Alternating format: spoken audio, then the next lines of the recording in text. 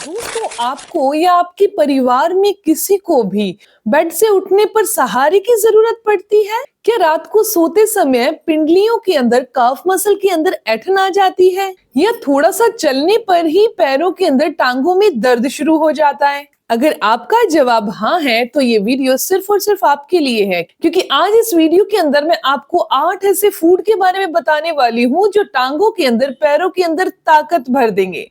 दोस्तों, मैं हूँ दिव्या धवन, एक सर्टिफाइड न्यूट्रिशनिस्ट, एक डाइट प्लानर और आपकी हेल्थ कोच। देखिए, उम्र का बढ़ना कुदरत का नियम है। जैसे पुरानी इमारत की नींव को मरम्मत की जरूरत होती है, वैसे ही 50 या 60 की उम्र के बाद हमारे शरीर को, खास हमारे पैरों को एक्स्ट्रा देखभाल की जरूरत होती है। पैर हमारे शरीर का वो स्तंभ है जिन पर हमारा पूरा शरीर टिका हुआ है।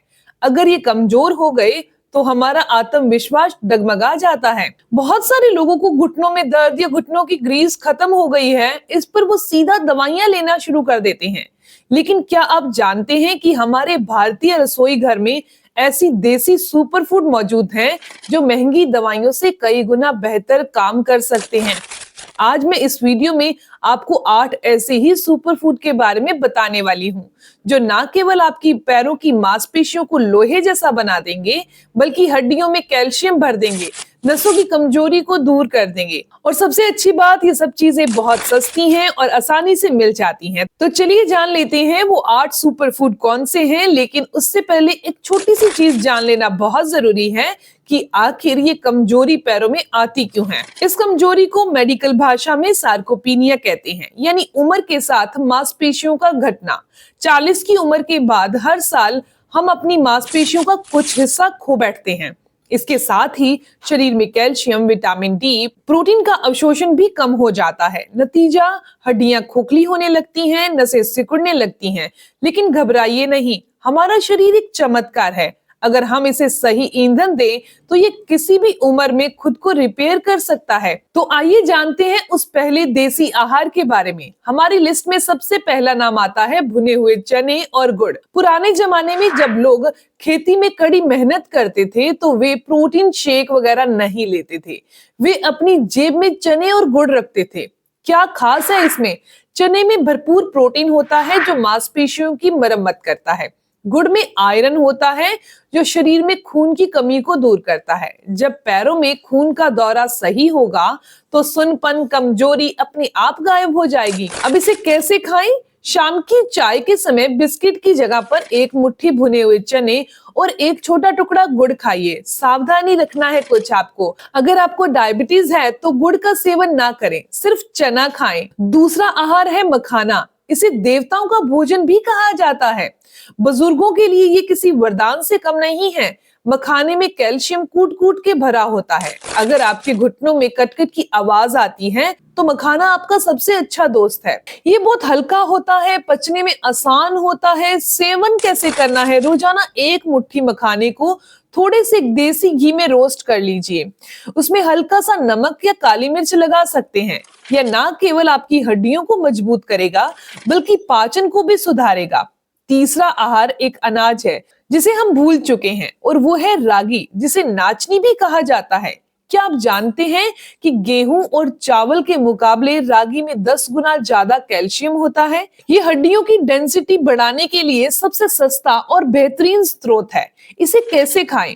हफ्ते में कम से कम 3 बार रागी की रोटी खाइए, या फिर सुबह नाश्ते में रागी का दलिया बना लीजिए। अगर बुजुर्गों को दांतों की समस्या है तो रागी का दलिया सबसे बेस्ट है।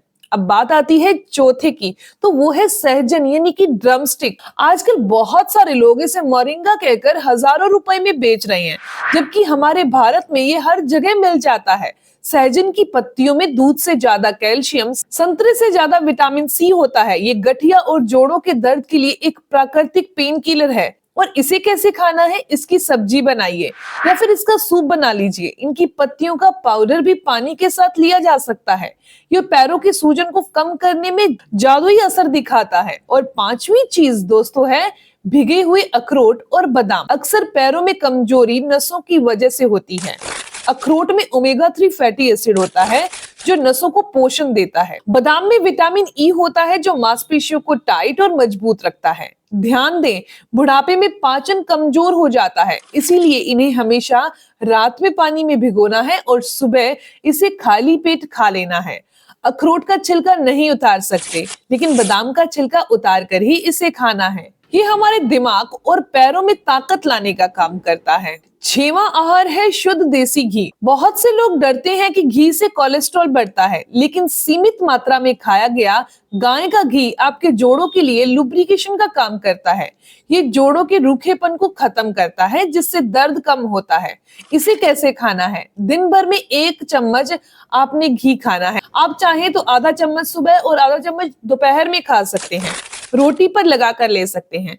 ये वात दोष को भी संतुलित करता है, जो आयुर्वेद के अनुसार बुढ़ापे में दर्द का मुख्य कारण होता है। 7वें आहार की बात की जाए तो वो है हल्दी वाला दूध। अगर रात को पैरों में ऐंठन या क्रैम्प्स आते हैं तो ये रामबाण चीज है। हल्दी में करक्यूमिन होता है जो सूजन को कम करता है और दूध में कैल्शियम होता है। आप जब हल्दी वाला दूध तैयार करेंगे तो उसमें 1 चुटकी के करीब काली मिर्च जरूर डालिएगा और 1 चुटकी ही आपने इसमें दालचीनी पाउडर डालना है। काली मिर्च हल्दी के असर को 2000% बढ़ा देती है। इसे सोने से आधा घंटा पहले पीना है। सुबह आप तरोताजा महसूस करेंगे। अब 8वीं और लास्ट चीज की बात करते हैं और वो है खजूर। ये मेरा मनपसंद है क्योंकि ये इंस्टेंट एनर्जी देता है। बुजुर्गों को अक्सर थकान बहुत जल्दी हो जाती है।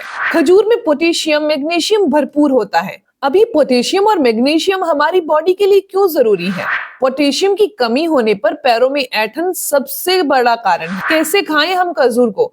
दिन में 2 बार खजूर खा सकते हैं। आप इसे दूध में उबाल कर ले सकते हैं, लेकिन कुछ सावधानियां हैं जिन्हें फॉलो करना होगा अगर आप खजूर खा रहे हैं तो। अगर आप डायबिटिक पेशेंट हैं तो खजूर की मात्रा सिर्फ 2 ही रहेगी, वो भी पानी में भिगोकर फिर खाइए या पानी में भिगोने के बाद फिर इसे दूध में उबाल सकते हैं। दोस्तों, ये 8 आहार आपके शरीर को ईंधन देंगे, लेकिन इस ईंधन को इस्तेमाल करने के लिए आपको इंजन चलाना भी पड़ेगा। आहार के साथ ये 3 छोटी बातें जरूर याद रखिए। पहला, आपने धूप लेनी है। सुबह की हल्की धूप 15 से 20 मिनट की जरूर बैठिए। विटामिन डी के बिना आप कितना भी कैल्शियम खा लें, शरीर उसे सोख नहीं पाता। दूसरा है पानी। बुढ़ापे में प्यास कम लगती है, लेकिन शरीर को पानी चाहिए। पानी की कमी से ही मांसपेशियों में खिंचाव आता है। दिन भर घुट घुट करके पानी पीते रहें।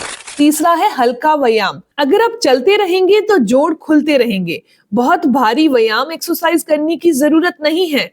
आप दीवार के सहारे या चेयर के सहारे हल्का फुल्का प्राणायाम या हल्का फुल्का योगासन करिए। दोस्तों, ये थे वो आसान घरेलू देसी तरीके जिनसे आप अपने पैरों को फिर से जवान बना सकते हैं। याद रखिए, बुढ़ापा केवल एक नंबर है। अगर आपके इरादे और हड्डियां मजबूत हैं तो आज ही इसमें से कोई भी 2 या 3 चीजें अपनी डाइट में शामिल करना शुरू करें। आपको 1 हफ्ते के अंदर ही फर्क महसूस होगा।